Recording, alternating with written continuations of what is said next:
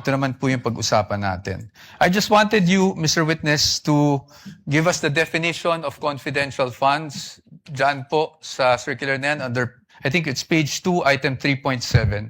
Can you please read it for the record?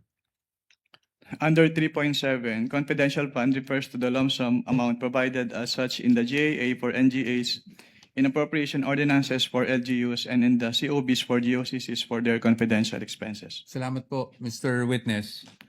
At pagdating po, nabasa niyo po yung word na lump sum. Ibig po sabihin nito, buong halaga? Buong amount? As opposed to having line items for expense? Tama po ba? Lump sum. Yes, Lump po. sum. Opo. At pag, based on your experience, pag ang pinag-uusapan po natin ay confidential funds, pagdating po sa pag-disburse nito, cash po ba ito? In the form of cash? What expense are you pertaining? Confidential funds in general. Cash po ba ito? Wala pong specific provision kung anong type po ng yung ibabayad. Okay. But item 6 provides for the guidelines on cash advances, correct?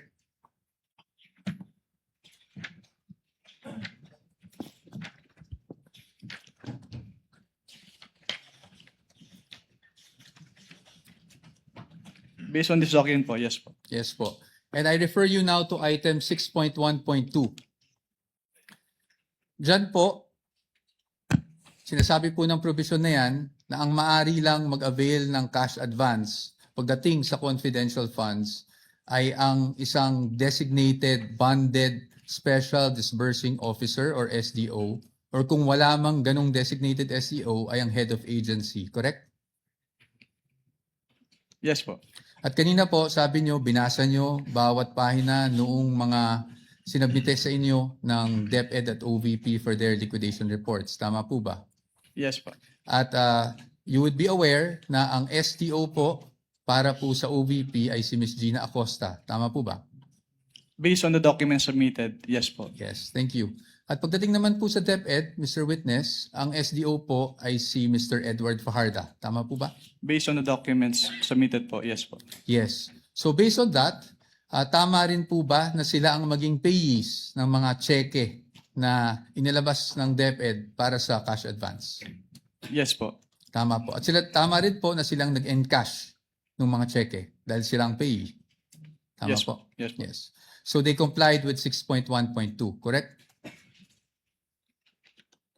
What do you mean complied po? Complied with the requirements of 6.1.2 na ang SDO po ang kumuha ng cash advance at siya po nag-encash ng cheque. Your Honor, please misleading. That's not the only requirement in 6.1.1. 6.1.2, Your Honor. There are other requirements here. Can counsel be specific? I'm just asking, Because- Your Honor. This is a blanket he is saying, and so therefore, there is compliance here. I'm In asking. particular, Thank you. I appreciate po What does the. counsel for respondent say?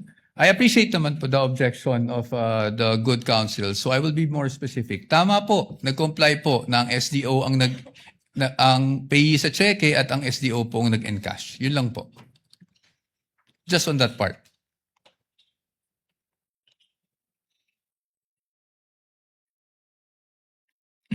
Based on the documents, si SDO yung payee ng cheque and yung nag-encash nung Okay. Thank you po.